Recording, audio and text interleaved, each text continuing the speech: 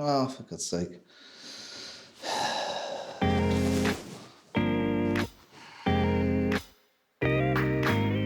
Welcome back.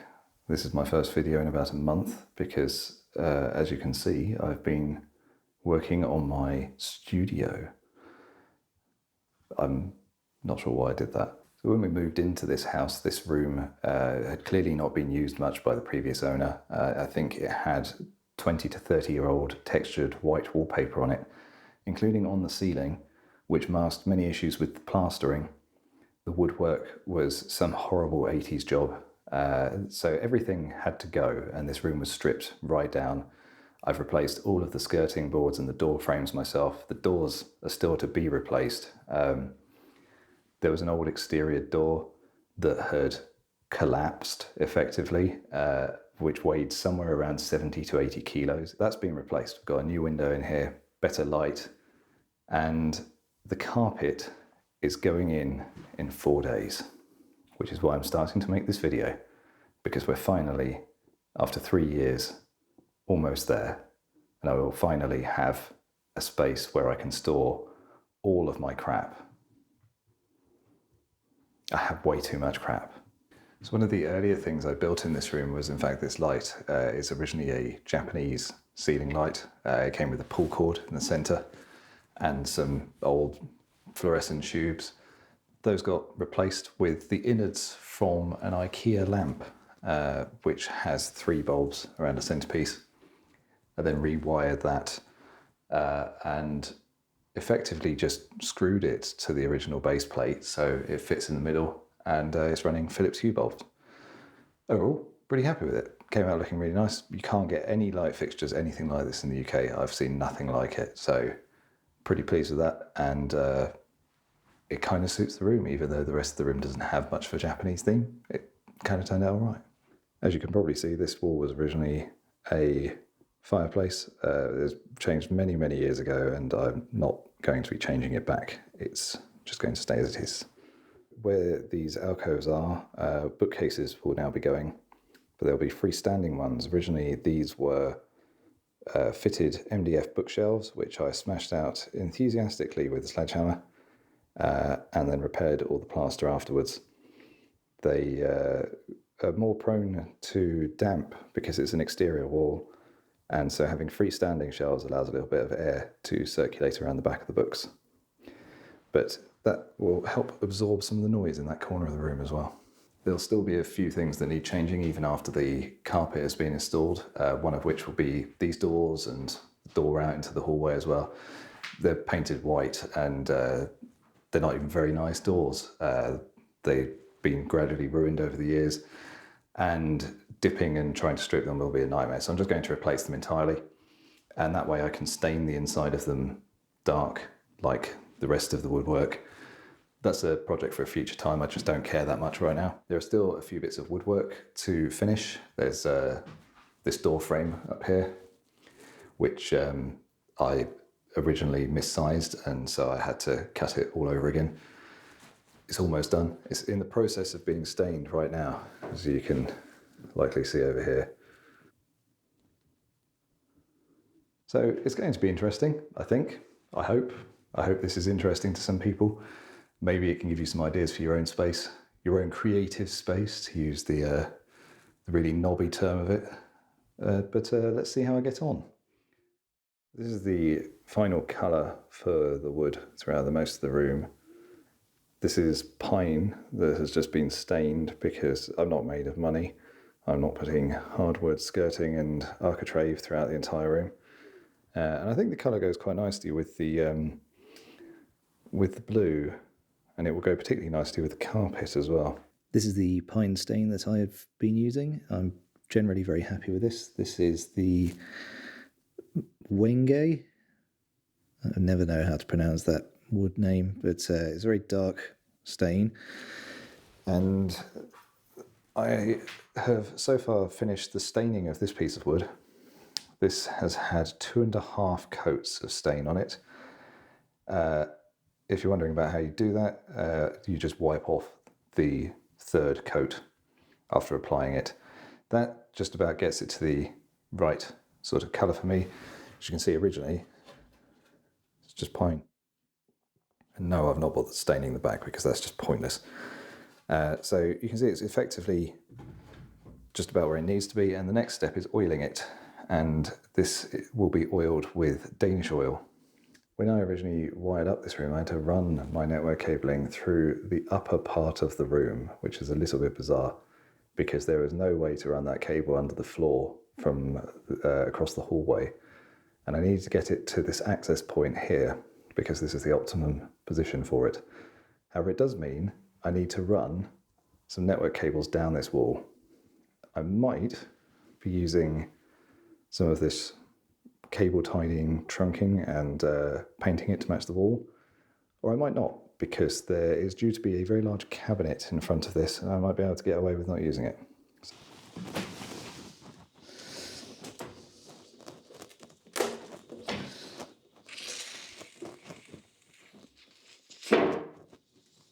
Oof.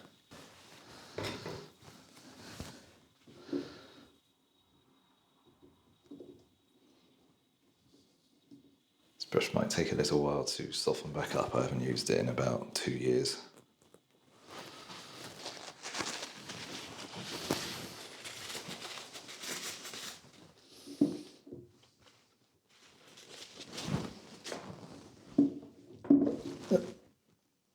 Oh, for God's sake.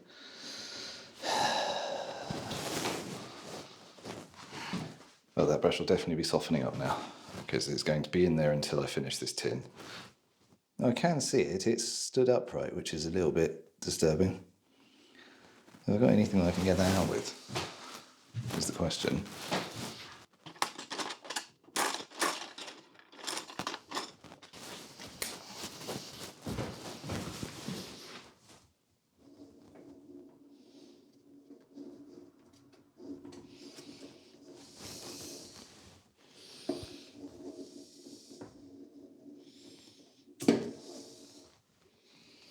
Nope. Different brush time.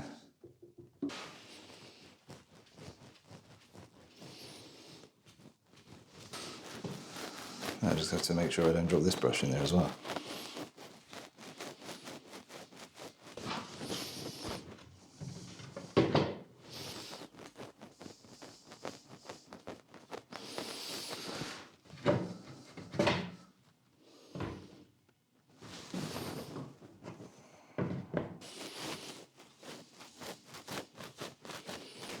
Thankfully, the brush that I dropped inside this oil tin will be quite well preserved by the oil for the next decade until I've eventually finished off this tin and I can get it back out again. By that time, it might even have softened up again.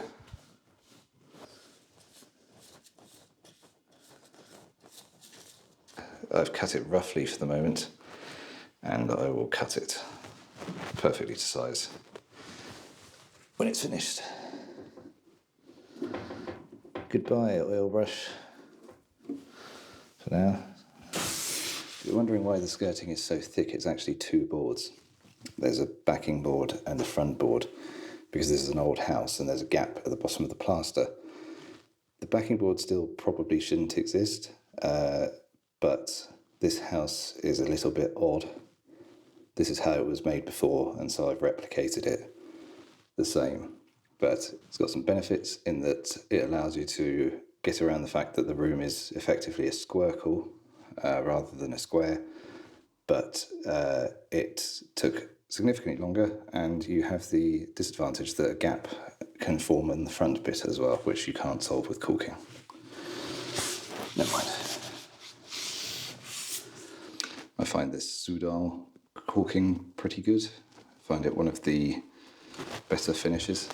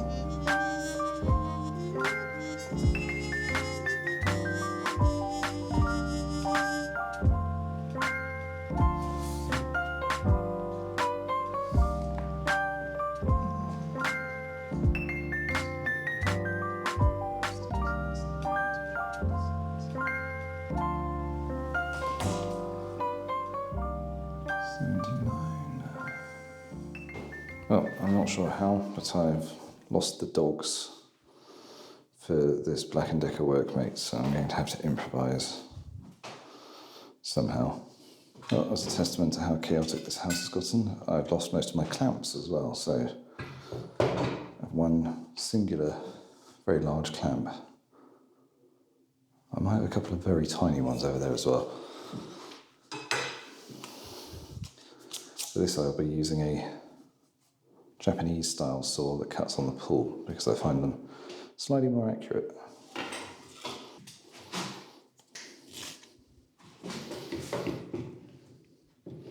And these very small clamps.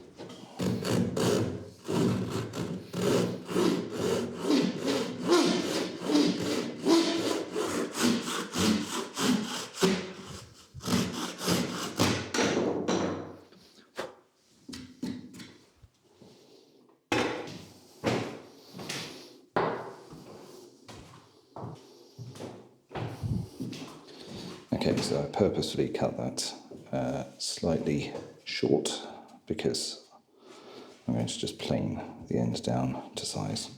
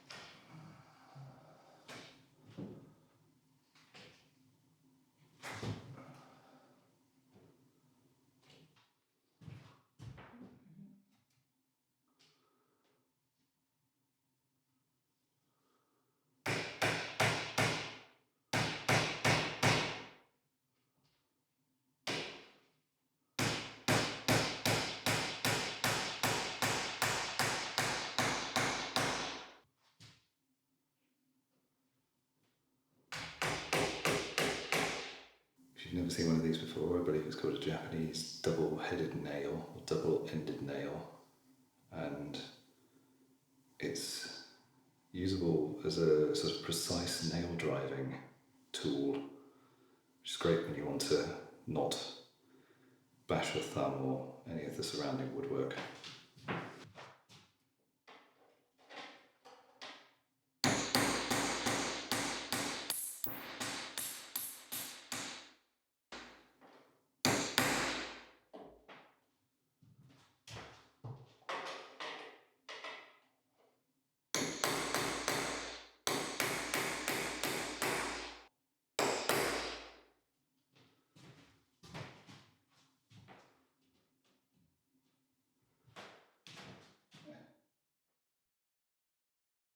Welcome to what is, in theory, carpet installation day.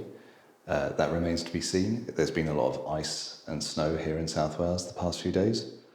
Hopefully it works out okay, but yeah, we'll see, I suppose. But the room is effectively ready. The door frames are all finally attached. There's only a few small bits of paint touching up left to do, but otherwise, I think it's all good to go. Well, it's about 2 years later than I intended, but the carpet is finally in, and it is gold. Eh? Kind of works. I'll try and colour match it so that it actually looks how it does in the room, but that might be a bit tricky. Now I just need to send the Roomba around it a few times because I don't like vacuuming.